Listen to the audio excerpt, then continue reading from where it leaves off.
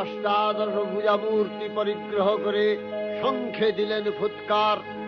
দেবীর আহ্বান শব্দ অনুসরণ করে সসৈন্যে ধাবমান হল মহাবলশালী মহিষাসুর।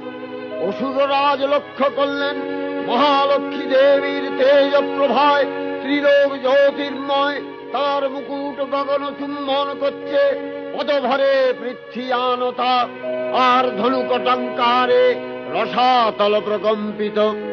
দেবসেনাপতি মহাশক্তির জয়মন্ত্রের গুণে দেবীকে দান করলেন মহাপ্রীতি। দেবীর সঙ্গে মহিষাসুরের প্রবল সংগ্রাম আরম্ভ হল।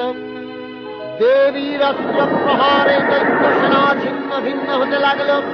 মহিষাসুর ক্ষণে রূপ পরিবর্তন করে নানা কৌশল বিস্তার করলে, মহিষ থেকে হস্তি রূপ ধারণ করলে, আবার সিংহরূপী দৈত্যের অনন্মত্ততা দেবী প্রশমিত করলেন।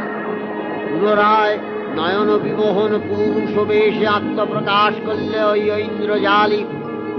দেবীর রূঢ় প্রত্যাখ্যান পেয়ে আবার মহিষ মূর্তি গ্রহণ করলে। রণবাদ্য দিকে দিগন্তরে নিনাদিত, চতুরঙ্গ নিয়ে অসুরেশ্বর দেবীকে পরাজিত করবার মানসে উল্লসিত। দেবীর বাহন সিংহরাজ দাবাগ্নির মতো সমস্ত রণক্ষেত্রে শত্রু নিধনে দুর্নিবার হয়ে উঠল।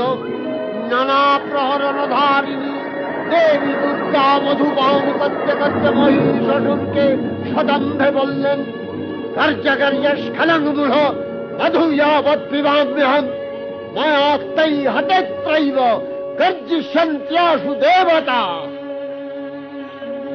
দেবতাগণ সানন্দে দেখলেন দুর্গা মহিষাসুরকে শূলে বিদ্ধ করেছেন, আর খড়গ নিপাতে দৈত্যের মস্তক ভুলুণ্ঠিত। তখন অসুর নাশিনী দেবী মহালক্ষ্মীর আরাধনা গীতি সুষমা দেবা পৃথিবীতে পরিব্যাপ্ত হল।